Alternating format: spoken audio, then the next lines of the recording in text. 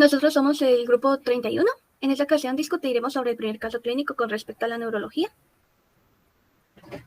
Siguiente diapositiva. Y a continuación podemos observar a los integrantes. Y ahora hablaremos de una forma resumida de la historia clínica.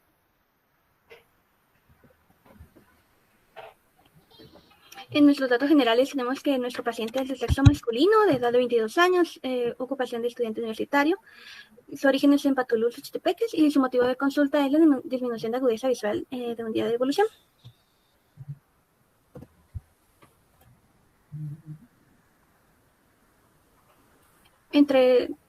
Aquí podemos observar algunos antecedentes y hábitos del paciente. Siguiente diapositiva, por favor. Y aquí empezaremos a hablar sobre el examen físico. Pero antes de esto, debemos de hablar sobre algunas generalidades. Por ejemplo, debemos comenzar a hablar sobre la neurona, sus funciones y también de sus partes. Bueno, las neuronas son subunidades del sistema nervioso y están especializadas para poder responder a estímulos químicos y eléctricos. La información pues es transmitida por la neurona en forma de potenciales de acción nerviosos a lo largo del axón. Y sus partes principales tenemos el núcleo, el cual posee gránulos de cromatina dispersos. También tenemos las dendritas, las cuales son receptores de señales procedentes de otras neuronas. Y también tenemos el axón, que se encarga de poder transmitir los impulsos generados en la célula. Ya que sabemos sobre esas generalidades de la neurona, debemos destacar específicamente su función de la mielina NEA. Y de hecho, esto es muy interesante porque en el caso de la composición que tiene la mielina, en este caso en ambos sistemas, tanto el sistema nervioso central como el periférico, tienen una porción equivalente en lípidos entre un 70 a 80%, y también de proteínas que puede llegar a abarcar incluso al 15%, y en el caso de los carbohidratos es una porción mucho menor, que se podría decir que queda en 5%. Y está formado, claro, por las células de Schwann y los oligodendrocitos. Y una de las funciones que posee la mielina es que funciona como una clase de aislante eléctrico, lo cual permite una conducción saltatoria. Bueno, agregando, complementando lo que estaba diciendo mi compañero, la mielina se va a caracterizar, así como decía, por tener una proporción mayor de lípidos, lo que le va a permitir esta propiedad aislante, y también lo de las proteínas, lo que es sumamente importante para este caso, pues una de las proteínas que es compartida tanto por la vaina de mielina creada por los oligodendrocitos en el sistema nervioso central y en la médula espinal, como de las células de Schwann en el sistema nervioso periférico, es la MBP, la cual es la proteína básica de la mielina. Cabe destacar de que esta proteína básica de la mielina, usualmente en las enfermedades desmielinizantes, como es la que estamos platicando este día, pues se ve afectada por los anticuerpos al ser confundida con un patógeno externo. Esto es posible porque los anticuerpos van a unirse a las mismas, las van a reconocer como agentes extraños, y por la interacción del anticuerpo con un macrófago, pues estas van a ser fagocitadas y esto va a crear la desmielinización, lo que va a afectar pues la conducción saltatoria que mencionaba mi compañero. Ok, también continuando hablando sobre la mielina, las fibras se dividen en mielínicas y amielínicas. Las mielínicas son las de tipo A, que estas a su vez también se dividen en alfa, beta, delta y gamma. Y lo que cabe resaltar de estas fibras es que su velocidad de conducción es rápida y su longitud es grande.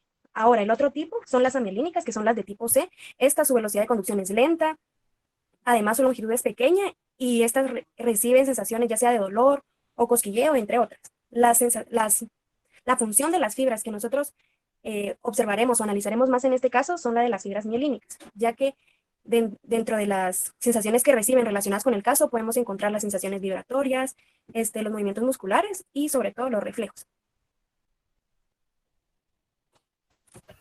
Ya que hemos hablado sobre la importancia de la mielina, ¿verdad?, en las fibras, ¿qué pasaría o qué sucedería si esta se viera dañada? ¿Hacemos? Pues uno de los ejemplos que podemos tener de la desmielinización de la mielina es, como se hablaba en la historia de la enfermedad, la disminución de la conductividad nerviosa a través del axón, puesto que como ya no hay un mecanismo saltatorio, entonces pues viaja más lento, y en la historia de la enfermedad se habla de que el paciente, después de darse la ducha, sus signos empeoran, o sus síntomas, mejor dicho, empeoran. Entonces, pues esto es producto de la desmielinización de las fibras de mielina.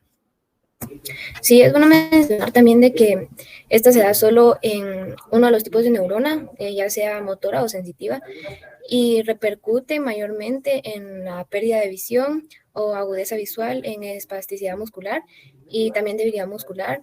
También se da pérdida de coordinación, alteraciones en la sensibilidad y el dolor, como podemos ver que sucede con el paciente. También sobre la desmielinización podemos hablar sobre que se da en las vías se puede dar una afección, pero para conocer de estas afecciones debemos conocer también sobre las vías, que se dirá en estos momentos. Bueno, ya que como se puede mencionar en el caso, y ya hemos mencionado las fibras, ya hablamos sobre la clasificación que tiene y por lo tanto es importante conocer, como bien dijo mi compañera, las vías que pueden recorrer.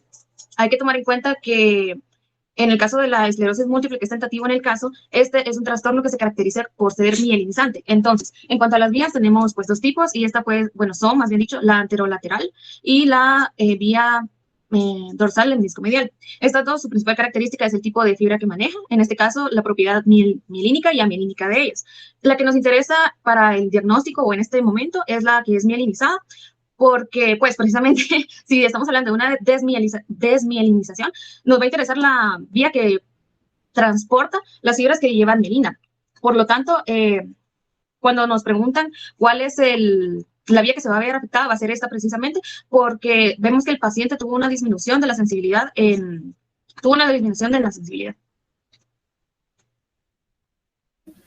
Sobre las vías que había mencionado nuestra compañera Libni, también podemos relacionarlo con la transmisión sináptica, que será expuesto ahora.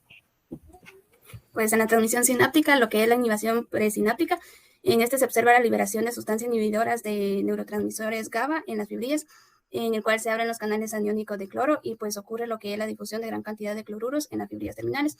Y pues luego lo que es la inhibición postsináptica, ocurre lo del movimiento de estos iones con carga negativa desde el líquido extracelular hacia el interior, y en eso se puede observar un aumento de negatividad en el potencial de la membrana. Muy bien, ahora que ya hemos hablado sobre la generalidad de las neuronas, las fibras, sus vías y la transmisión sináptica, ya podemos pasar a hablar sobre el caso clínico. Comenzaremos con el examen físico. Podemos ver que la presión arterial, la frecuencia cardíaca, frecuencia respiratoria, el peso en relación con su talla son en rangos normales, sin embargo la temperatura está alta. Se le hizo un análisis en la escala de Glasgow de 15 puntos, una lateralidad diestra, marcha hemiparética. Se le encontró anisocoria, reflejo consensual presente, fotomotor directo ausente, pupila izquierda. ¿A qué se debe esto? Como mencioné anteriormente, la desminimización afecta la agudeza visual debido a que se afecta la vía de transmisión, ¿verdad? Entonces, lo que sucede es que pasa a la vía lenta, que sería la lemnisco lateral. Entonces, las reacciones y los reflejos pupilares no reaccionan adecuadamente. Por eso, al examen responde con anisocoria. Gracias. También podemos ver que debido a todo lo expuesto anteriormente sobre la desmielinización, también se encontraron rangos en los reflejos anormales, y por ello se da esta clasificación del reflejo rotuliano derecho 1 de 4, rotuliano izquierdo 2 de 4, y en la fuerza muscular de miembro inferior derecho 3 de 5. Siguiente diapositiva, por favor.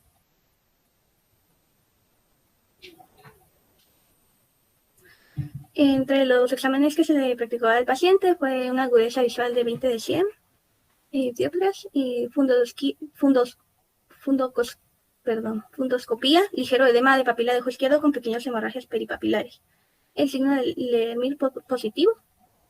Y ahora podemos hablar sobre los exámenes de la extracción de líquido cefalorraquídeo mediante la punción lumbar. Ok, para tratar o para diagnosticar la esclerosis múltiple se realiza una combinación de exámenes. Usualmente se hace un examen de líquido cefalorraquídeo y una resonancia magnética. El objetivo del examen de líquido cefalorraquídeo es detectar la presencia de bandas oligoclonales, ya que estas bandas son un indicativo de un proceso de desmielinización. Y con la resonancia magnética, detecta la presencia de lesiones, placas o cicatrices en el cerebro o la médula espinal.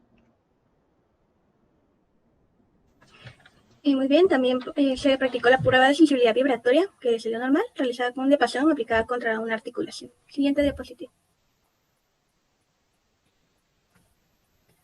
Y debido a todo lo observado anteriormente sobre los resultados de los exámenes y sobre lo que se le practicó al paciente, se da una impresión clínica de una enfermedad desmielinizante, que estaría la esclerosis múltiple, que se realizarían otros exámenes para descartarla, y la esclerosis lateral amiotrófica.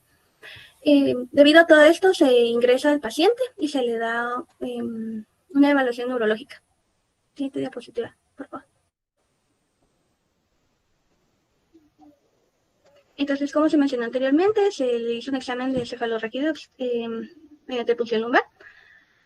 También se hizo una resonancia magnética nuclear. También podemos hablar sobre los potenciales evocados visuales de miembros inferiores pendientes de resultado, que nuestra compañera nos expondrá más.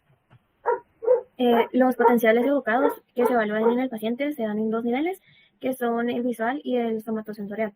A nivel visual, se podrían utilizar 2 estímulos, que son la luz intermitente y el patrón visible.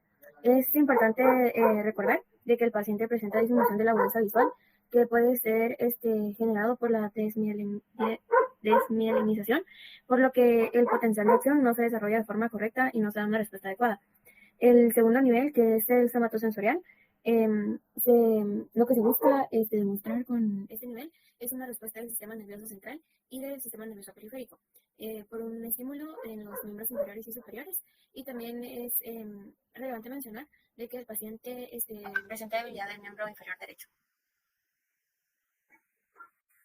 Sí, como nuestra compañera Dulce nos mencionó, los potenciales evocados los encontramos anormales, ¿verdad? También vimos la hematología, que la creatinina y la PUM están normales. También en el examen realizado al paciente se encontró la pérdida de la fuerza de la visión, que lo puede explicar Marlene. Sí, justamente como Oscar menciona, ¿verdad? Uno de los síntomas o de los signos que presentaba este paciente era la disminución de la agudeza visual. Esta agudeza visual pues se va a presentar ya que se va a perder la facilitación de una conducción nerviosa, ya que la pérdida de mielina va a hacer que el nervio óptico esté desprotegido, por lo que la conducción de los estímulos va a ser de forma efectuosa, ¿verdad? También otro de los síntomas que presenta este paciente es lo de la sensibilidad del miembro inferior derecho, que esto también es provocado ya que va a existir una alteración en la motoneurona una motoneurona.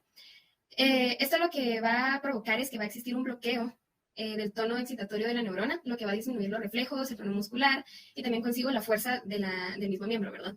También por lo mismo, él presenta una marcha hemiparética, que esto se da porque va a ocurrir una lesión unilateral en la vía piramidal por la falta de la conducción de mielina, ¿verdad? Y esto lo que provoca en el paciente es de que él camine lento, con una pierna en extensión, y el peso de su cuerpo lo va a apoyar en la membrana no afectada. La verdad no recuerdo los demás síntomas, no sé si alguien podría ayudarme con eso, ¿verdad? Con respecto a esto, podemos concordar haciendo una retrospección que nos da de la pérdida de la agudeza visual, que ya lo mencionaron los compañeros anteriormente, que es por la pérdida de la mielina en las neuronas, que esto causa que el paciente también presente cefaleas. También la marcha no es constante, ya que tiene la pérdida de fuerza sobre un miembro, yo creo que es el derecho. Bueno, no tanto del punto de los síntomas, pero sí tiene relación. Es que los síntomas se pueden ver empeorados, pueden volverse crónicos debido al fenómeno de Woodhouse, que se da ya que, como vimos con el paciente, ¿verdad? Que aumentó la temperatura y aumentaban sus síntomas a introducirse a una bañera con agua caliente o cuando tenía fiebre, y esto sucede debido a que bloquea las vías de conducción nerviosa de los axones desmielinizados. Entonces, por eso podemos ver que los síntomas son varios y también se pueden ir volviendo crónicos. Sí, Dulce. Solo una de las características que se puede observar en el examen es la extracción de líquido cefalorraquídeo por la punción lumbar, en el que se encontraron anomalías de los anticuerpos que se asocian claramente con la esclerosis múltiple. Y es importante recordar de que la muestra que se obtuvo del paciente sí presentaba los anticuerpos conocidos como oligoclonales, que las presencias de estas proteínas indican una inflamación del sistema nervioso central.